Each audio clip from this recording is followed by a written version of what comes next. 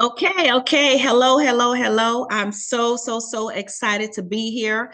And I promise not to keep you very long. I just want to give you a few tips. And there's so much happening in the world. There's so much happening everywhere and all around us. My goal is to give you a little bit that you can swallow. My goal is to give you a few things that you can hold on to. My goal is to make this process of all of us getting to the next level, doing the right thing with our money, our finances, our time, and our energy, and helping all of us do that in a way that we can take practical steps, practical next steps to get to the next level. So I'm just going to give folks a few more minutes to get in the room. Let me just give folks a few more minutes to get in the room. Let me just see what we have here. I am here, just saying hello to a few folks, and giving some more folks just a few more minutes to get into the room. So let us see here. Just giving folks a few more minutes to get into the room. And just a few more minutes. So thank you so much for your patience. And let us get started in just a few minutes. Just a few minutes. Okay. Just want to give everybody a chance to get in the room. So excited to see you. I am so excited because it's 4 p.m. Pacific time. I know it's 7 p.m. Eastern time, but I still have enough time to serve. I have enough time to give, and I still have enough time to get in 3 miles this evening. Because the sun doesn't set until about, I think, maybe 8:15 or 8:30. So I am just very excited about that. So giving folks time to get here in the room and giving folks time to get engaged with us. So let's just make sure we've got all of our folks here in the room, and want to give you guys a little bit of time and then go on and get started. So let's see where we are. Want to give you time to get in the room and then go on and get started.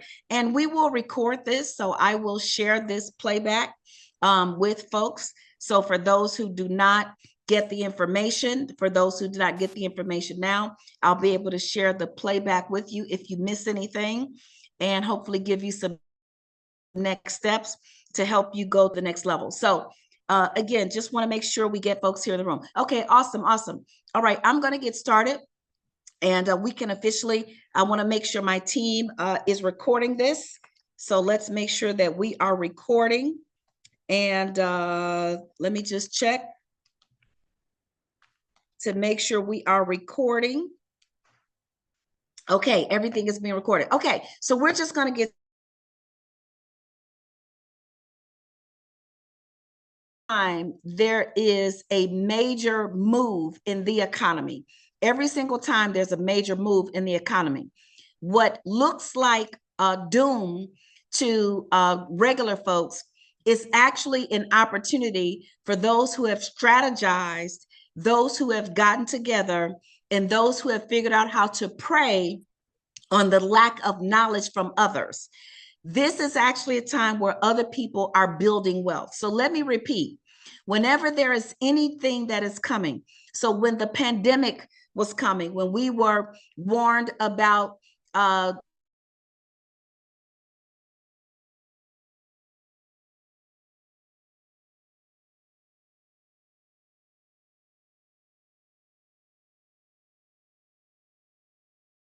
folks got scared and the stock market started to drop.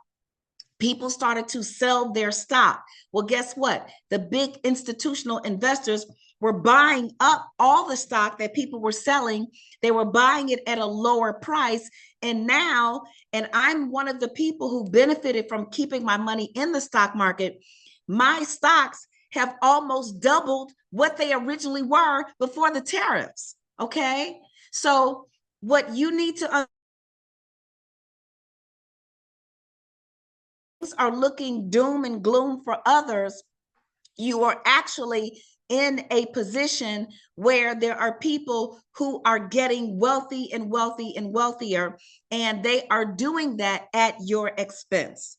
So one of the first things I want to talk to you about is I want to talk to you about the debt collection tactics. The debt collection tactics that are out right now come from this place. Let me tell you where they come from. The debt collection tactics are coming from this place. You see, everybody is trying to figure out where's the cash cow.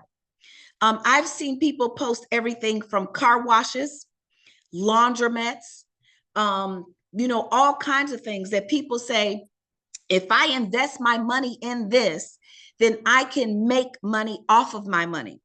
Well, debt collection is one of those areas right now today. It is on a high. So here's what happens. Let's say I am Lynn Richardson Bank, and Lynn Richardson Bank loaned a lot of money to a whole lot of people, millions of people.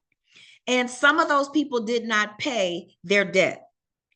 So what Lynn Richardson Bank does is I am able to get a write-off. I'm able to write that off on my profit and loss statement, my P&L, and I'm able to get a tax write-off for all of the debt that I was not able to collect. So it's off my books. I've gotten a tax write-off. I've gotten the benefit of it. And now I move on. Well, there are debt collection companies. So maybe 10 men get together, or 10 groups, or 10 companies, and they pull their resources and they come to Lynn Richardson Bank and they say, Lynn Richardson Bank, we see that you wrote off $1 million in debt 5 years ago. You wrote off all of that debt. Well, we want to buy that debt from you. So they may offer me some small dollar amount. And guess what? I'm going to take it because I've already gotten a tax benefit. It's already been written off for me. And I now am in a position where I can get a little extra money. And so these new debt collectors, they say, we're going to reach out to all these people who owe you money, and we're going to give you a percentage of what we collect. Now, this is Lynn Richardson Bank now saying, I have nothing to lose. I don't have to call anybody. I don't have to hire anybody. But if this company can go and get some of that money, yes, they can keep some of it and they can give some of it to me. Well, here's the problem. These debt collectors, they don't care if you really owe the debt. They don't care if you have some kind of legal issue which prevents them from collecting the debt. They're going to reach out to you, and they can find you easily. They can find you through social media. They can find you because there may be an alert on your credit report. They may find you because you may have applied for something else. They may find you, there's a whole lot of ways they can find you. So you're thinking, this debt was 10 years ago, 12 years ago. Why is it now showing up? Because they're hoping that you know nothing, and they're hoping that you will panic, and they're hoping that you will pay them anything. They don't care what you pay them. You might owe the original creditor $10,000. They'll take $100 a month from you, because for them, if they can get $100 a month from 10,000 people, then they've just made a whole lot of money. $100 a month times 10,000 is $1 million a month. Think about it. Now, they may have purchased the debt of 1 million people. All they need to get is $100 a month from 10,000, and they've got $1 million a month. They are now making cash. But what you need to understand is that you have rights. Anyone who reaches out to you, anyone who reaches out to you needs to be able to validate that debt. And there are 5 things that they must do simultaneously, including prove that they have the chain of title for that debt. Let me give you an example. If you've ever sold your car to someone, I have several cars that I have paid off and I own them outright, and the title is in my name. I have to show, before I can sell that car to someone else, that the title to that car is in my name. Do you understand that many of these debt collectors do not have the title to that debt in their name? They are just banking on the fact that you may not know any better, and they can get whatever money out of you that they can. And they will threaten you, they will call you. So this is one way to stop people who are trying to build wealth from doing so. I have a buyer right now.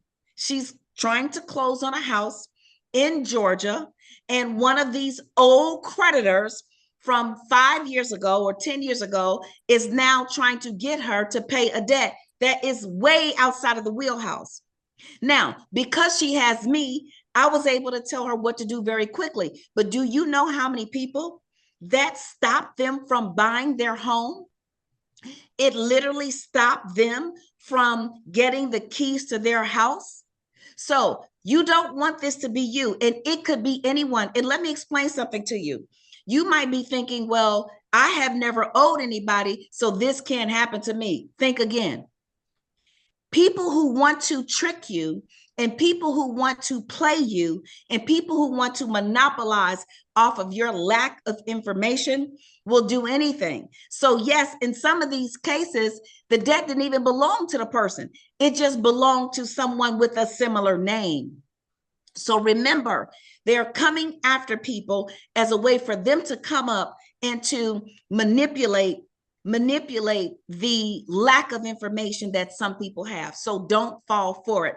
If anyone is coming after you for debt, make sure you know what to send them. So my team, for those of you who are members, you'll be able to find the debt validation letters in the member portal. You'll be able to find the debt validation letters in the member portal. And for those of you who don't have them, when I send out this follow-up email, I'll send you the next steps to get them. Okay. So we'll get those to you. You don't have to worry about that. So I wanted to talk about that. That's very important. And this is very important for you to tell everyone you know. Now, this has not happened to me, but it has happened to many people around me. People that I know have excellent credit, 700 credit scores. They're getting hit with these debts that came out of nowhere. Somebody even got hit with a light bill from like 6 years ago for like $85. That's not even theirs. But that $85 light bill that doesn't belong to them now showing up on their credit report took their credit score down 50 points. Okay. So you want to maintain your power, you want to maintain your knowledge, and you want to maintain your understanding. All right. Because all of this is a way to deplete your power. And whether that power of yours is exercised in turning your rent into a mortgage, because when you pay a rent, you're paying somebody else's mortgage, so you may as well pay your own. Now, it doesn't mean that you should just go out and do it tomorrow. You should be prepared. And guess what? There's a way to get prepared. I always tell people, don't get scared, get prepared. Okay? Don't get scared, get prepared, right? And the other thing is for those who already own homes. These are ways where these debt collectors can attach themselves to your property. So you may own something and find yourself in a position where a debt collector now has placed a lien on your real estate or a lien on another asset that is valuable to you by doing something where they are manipulating the fact that energy power, financial power, and relationship power as you can. You want to continue to wake up each day and go and grow and be your best and do your best and wipe yourself off when you make mistakes, learn from them, learn the lesson and get the blessing, then this is going to be for you or someone that you know or love. Okay. So I'm going to open this up for questions in just a moment. Let me go to my next point today. And that is to build wealth with your home. Build wealth with your home. So please do not believe the hype that home ownership is simply about getting a debt and paying it off in 30 years and you never own it and blah, blah, blah, blah, blah, blah. Can't hear you. Yeah, is Len, you're freezing. I don't know if you can hear us. Yes, it could take 30. If you're going to live. Stand by, you all. Okay, looks like I got kicked out here. Let me get myself back in. We can hear you now, but you were freezing a little bit. Okay, gotcha. Okay. Okay, wonderful, wonderful. I'm back. Okay, the devil is a liar. We are not going to take any more Zoom or internet interruptions.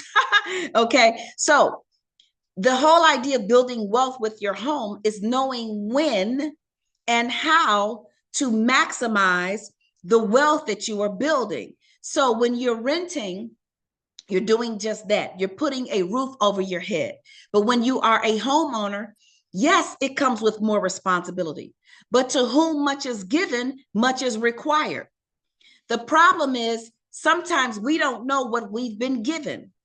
Sometimes we don't know the power that we have. Sometimes we don't understand how to take this tool and really get educated about leveraging this tool for the long term.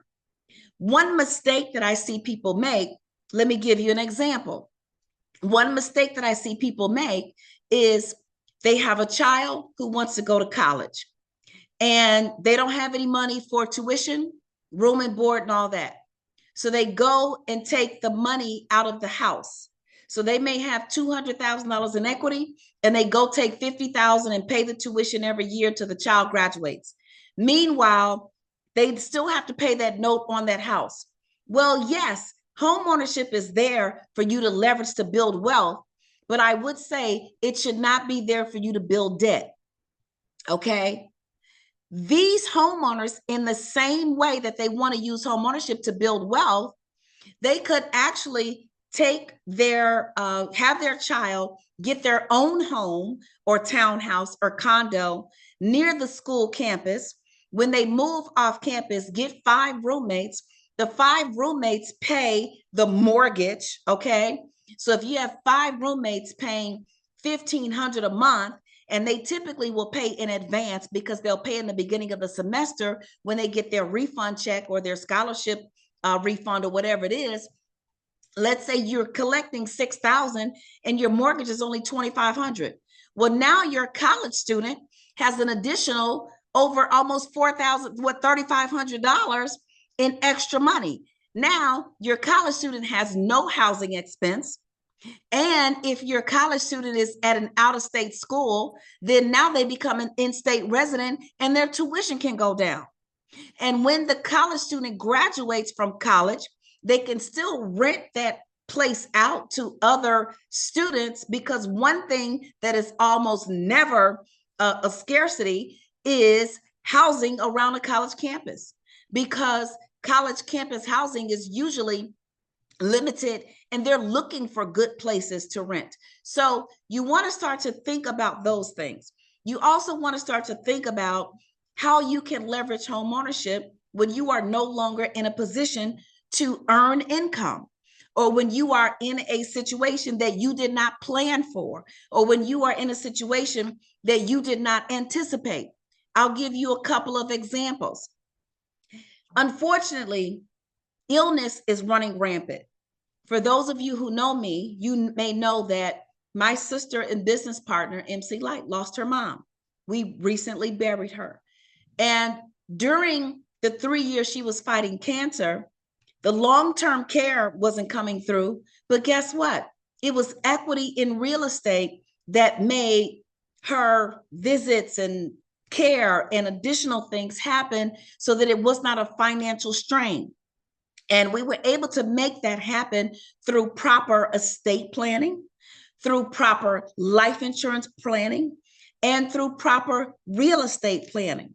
So when you are a homeowner, there are ways that you can still leverage your home when you are facing a hardship that you didn't expect. One of those ways, and I'll just give you one more, is for those who are 62 years and older, who you don't have the income you used to have. You may have had a hardship. The house may need some updating. You can do a couple of things. You can take a look at a reverse mortgage and get a monthly income or lump sum. But then in any age that you are, you may need to do some updates to your house, and you can rehab your house and have no mortgage payments for 6 months. Now, first-time home buyers can do that. Home buyers can do that, and homeowners can do that. So there are things that we will face in this life.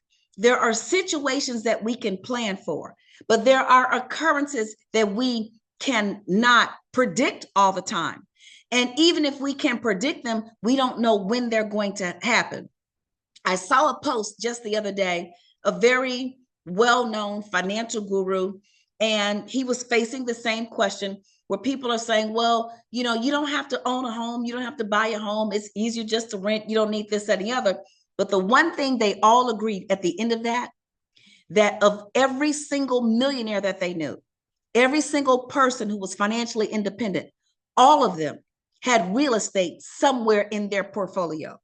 Now, you don't have to have 10 homes or 20 homes or 100 homes, but that one or two or three may just be your key to learning how to expand and maximize your capacity so that you can build wealth for your family, for yourself, for your community, and hopefully pass it on through generational wealth. Okay, so that's what I wanted to talk about today. And right now, I will open the floor for questions. I hope my staff should be here. And if you raise your hand, I can pass you the microphone so you can ask your question if you have any questions about anything I've said here today. Excuse me, I got just a little hoarse there really quickly. Any questions? Any questions? Any questions? Okay, LaKayla, you may unmute yourself and ask your question. Good evening, Sora. Thank you for having this. So we talked a little bit about focusing quite a bit on seniors. So with the reverse mortgage, are you currently doing reverse mortgages with your company? Because I do have people that sometimes will do a reverse equity line. Yes. Yes. Yes. So we have access to pretty much everything: reverse mortgages, FHA 203K, the kitty condo, you name it. We have the ability to do it. We also have the ability to help people who cannot traditionally document their income. Okay. So everything, but what I often say is everything is an individual scenario. So Absolutely. And yes, that's covering most states? that's covering all states. Okay. I'm in all 50 states. Okay. Thank you. And including Hawaii and Puerto Rico. Yes, yes, yes. So thank you for that. Yeah. Reverse mortgages are, you know, unfortunately, one of the most well-kept secrets. In my book, Yes, You're Approved, The Real Deal About Getting a Mortgage and Buying a Home, Lori Jones Gibbs, and if you've known me for a long time, I remember her. Yeah, and, yeah. I've done we talk several about reverse that. purchases for usually buyers that are 70 plus and they sell their existing home. So Yes. people know about them. Yes. So yes, a reverse mortgage can be used for homeowners staying in their home. It can also be used to acquire another home. Absolutely. You're 100% correct. Yes, yes, yes. So let's just keep the options in front of people. And what I often say, you know, when I work with folks, I send you the numbers. So you never have to figure out, can this work? So when I do a consultation with you, or my team does a consultation, we actually send you a little calculator that you can just put in certain things. Like you can put in the purchase price, the homeowner's insurance, you know, the taxes. And then you can figure out, do I qualify for this or don't I? What is this payment going to be? What if the interest rate changes from 6.5 to 7, or from 7 to 5.5? So all of those tools, you don't have to wait for me to tell you what they are. I can give you all of those tools. So thank you so much for that question. Very, very well kept secret. And one of the reasons why our elderly in Black and brown communities are sometimes not doing as well as they can because of lack of information. And I also want to add, with the reverse mortgage, I always counsel my seniors to do the estate planning with it. So when they pass on, the life insurance policy can pay off the mortgage, and they can still give the home to their heirs via the trust in their estate plan. So there are steps, you know, and these are things that typically, in most cases, only require the person to sign a few extra sheets of paper.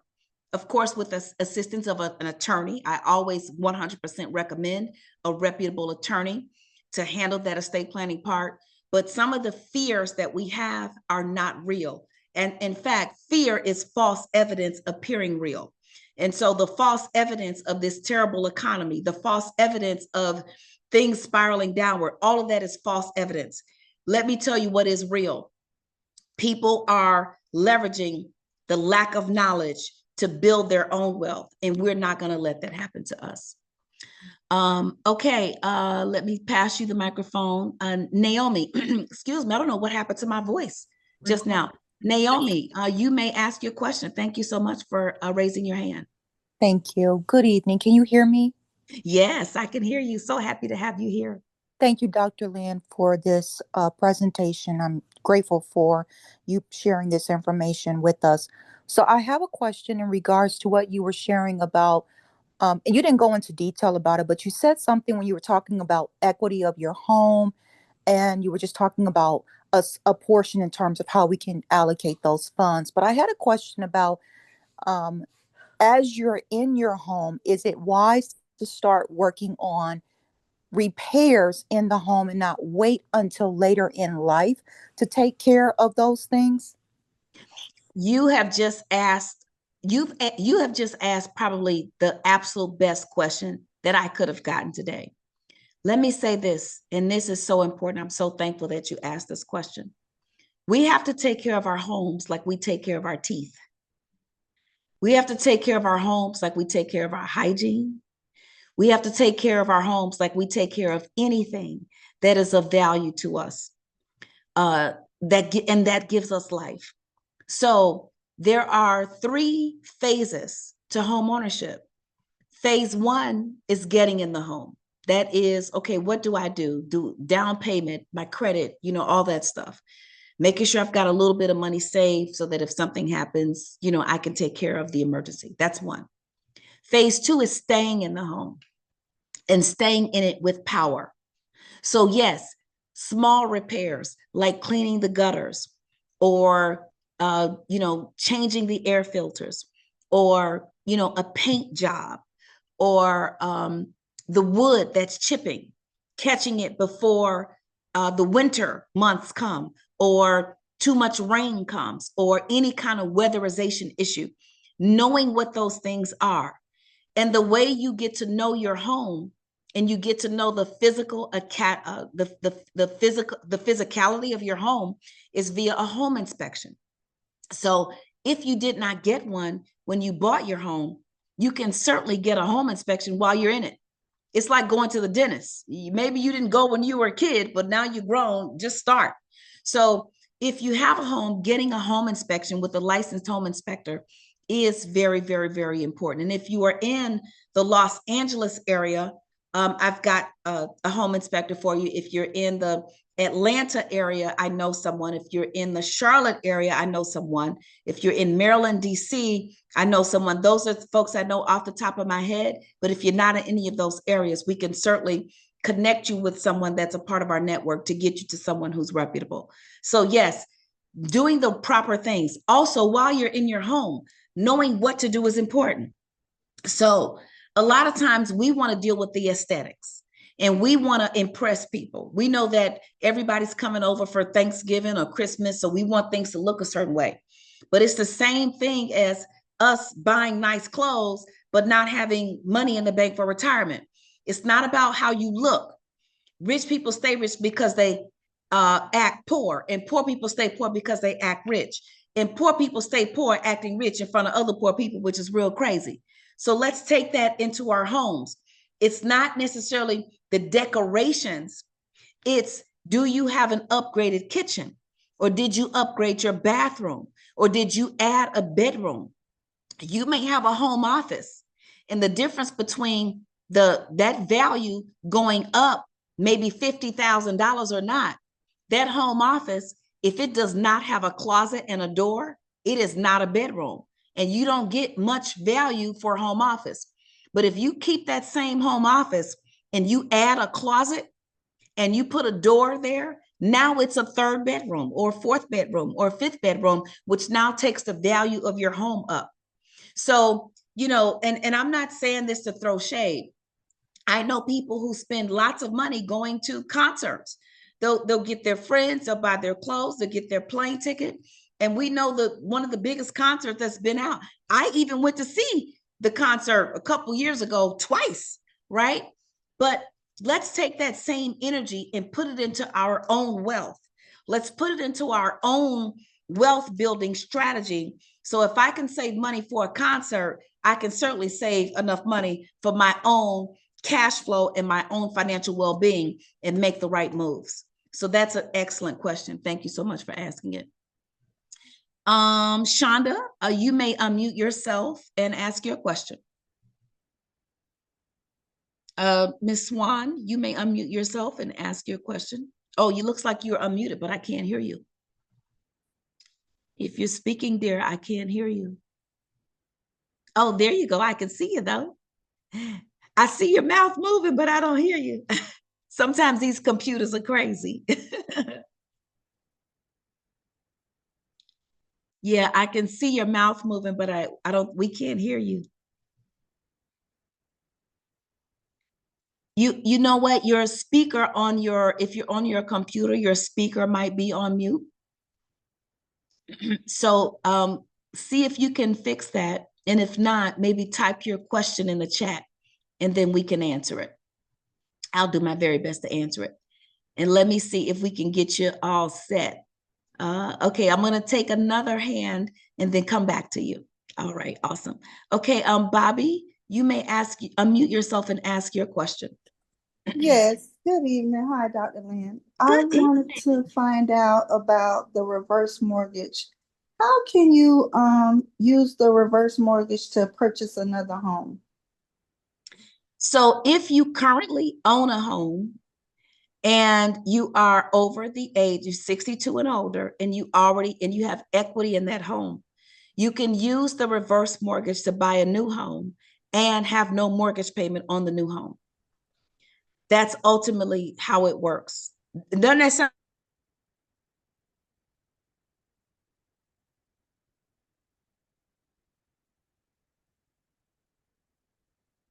Oh, no, she froze. Lynn, you froze again. Can you all hear me? Yes, we can hear you Yeah. now, Okay. but I missed part of that.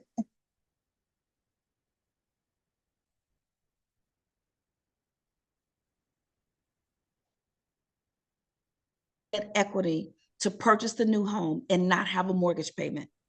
So in a normal mortgage, every month that you make a payment, the balance goes down. But in a reverse mortgage, Miss Bobby, and if you use this reverse mortgage, every single month, your balance will go up. And your balance will not become due until either you decide you want to pay or until you pass. And when it passes, then the entire mortgage becomes due and payable. It gets paid from the equity, and then the remainder of the equity then goes to whomever you designate as your heirs in your estate.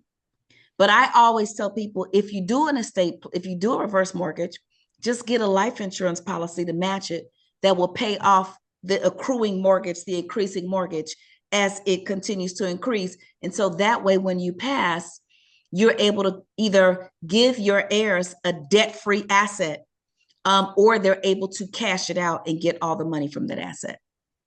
So I'll be more than happy. My team will give you a link. They'll give you the applied link if you want that, or they'll give you the link to set up a consultation with Dr. Vanessa. Why don't we give them the link to set up the consultation with Dr. Vanessa? I'm sorry, did you? Thank you. Oh, okay, gotcha. Did that answer your question, Bobby? Yes, ma'am. Thank you. Okay, awesome. Shonda, were you able to get your speaker to work?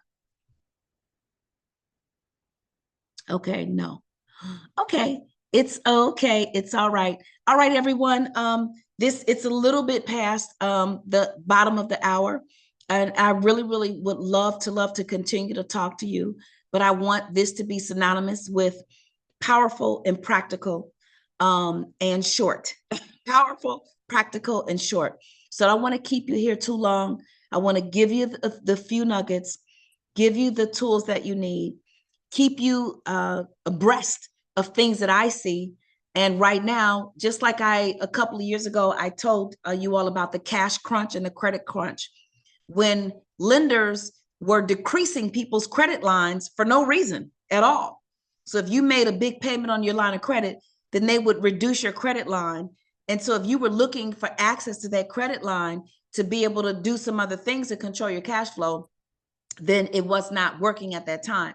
And so this is another time, another season where I see what's happening with these debt collectors, and I want you to be aware. So stand by for the replay. You'll get access to this session. Plus you'll get access to just a portal where you can go on and continue to watch any of these replays. So stand by, check your email. And if you need me, don't hesitate to reach out. Let me just make sure you all have what you need in the chat. If there is anything in the chat that you all need. The chat was disabled. Oh, okay. Let me see here.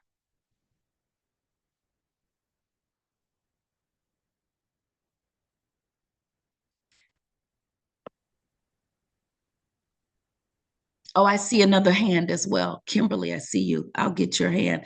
I'll ask my team to see if they can disable the chat so that the question that was there can be handled. And then Kimberly, you may unmute yourself and ask your question. Hello, Sora. Good evening, and thank Hello, you for this session. Can you hear me? Yes, I can hear you. I wanted to ask if this, if I bought a house in Cincinnati, Ohio, and with the intent to move in, the intent was an owner-occupied house, and I am having buyer's remorse. The best course of action, would it be to just go ahead and move in and at least live there for a year, 2 years? Do you know? If So what I don't, you've already closed on the home? yes, I did. Okay. And what you should do is going to be contingent upon quite a few things that I probably cannot, I shouldn't say probably, that I cannot ask you here in public, because it's going to, it's like going to a doctor. Your symptoms are private. So there are a couple of things though. One, and we can go over them later, but one, for anybody who's in this situation, if the home that you purchase has equity, then you may be in a position to get out of it. Now, what do I mean by equity? Let's say, for example, you bought the house for $200,000, but it's worth $250,000. That means you have $50,000 worth of equity. But here's the problem. The first 6 months or the first year, depending on what kind of mortgage you have, your equity could be limited because of lack of seasoning. Seasoning is the length of time that you've had the house. So if you try to sell the home and you get a new buyer, and the buyer says, oh, I'll buy the house for $250,000, and you bought it for $200,000, when that buyer gets to closing, if they need a mortgage, their lender is going to see that the home was owned by you for less than 6 months, and it's going to be a red flag. And that new buyer will not be able to buy the home if they need a mortgage. You may be able to sell it to an investor who's paying cash, but trying to sell a home that you just bought, if the new buyer needs a mortgage, it's going to be difficult in less than 6 months and or less than a year. But that does not mean that all of your options are lost. So I definitely want to make sure we could talk to you about what your potential next steps could be, and to put you in a position so that if and when you do decide to sell the home, we can do two things. One, we could be planning for your next move with power. Planning for your next move with power. And then two, getting you in a position that when you do sell that home, you can get the top dollar. Now, the third thing that I would say to you is this. You can make a decision to rent the house out. And if you can rent it out for at least 150% of your mortgage payment, then you're in good shape. So let's just say, for example, your mortgage payment is $1,000, but you can rent it out for 1,500, then you've got 1,000 to pay the mortgage plus an additional 500. All right. If the mortgage is 2,000, but you can rent it out again for 150%, that would mean $3,000. So if the mortgage is 2,000, but you can rent it out for 3,000, then you might be in a good position. So and I want to congratulate you on admitting that you have buyer's remorse, because sometimes when we do something that seems like an error, we get embarrassed and we don't talk about it. But what I want us to start doing is I want us to start talking about our successes and our failures, because sometimes what we deem as a failure or what we may be embarrassed about, we may have power to get out of it. And more importantly, we can get the knowledge that we need to do better next time, and or to not allow the current situation to be as bad as it could be. So I just want to make sure my team has put a link. Okay, great. So there's a link in the chat for anybody who needs a home buyer consultation, and that is with my key person on my team. Don't worry, you have 100% access to me, but she's sitting in one spot and will make sure all of the appointments get where they're trying to go. So there is a link there. Go on and click that link, copy that link, save that link, so that you can get what you need to go to the next level whenever that is. Okay. Okay. Thank you. Awesome. Awesome. Can I ask just one? I appreciate everything you said, especially about the seasoning. Yes. As soon as you said that word, I just recall hearing it over the years with, with different loans and things like that. But as far as renting, potentially renting, the fact that I bought the home as an owner occupied, if I then rent it, I don't want to be in a position where my lender is like, oh, you committed mortgage fraud, because that wasn't the intent. And I think I'm just scared. I've purchased homes before. I don't know why I am so fearful right now. Well, you have good reason to be fearful, because you don't want to commit mortgage fraud. You don't want to go to jail over a little bit of remorse. So yes, right. if it was purchased with the intent to occupy the property, that usually means that you're going to occupy the property for a year. Okay. Okay. Now, okay. That still doesn't mean you can't rent the place and occupy it as well. So, there may be someone that that you have the kind of connection with that wants to be in the place, and you may decide to, sleep in one of the other bedrooms, or, whatever that situation may look like. But there may be a way that you can still rent the place so that you can gain the cash flow and or the resources you need to put yourself in your next position while you're still there and still tell the truth. And one of my t-shirts says, learn the rules of the game and play the game by the rules. So always follow the rules.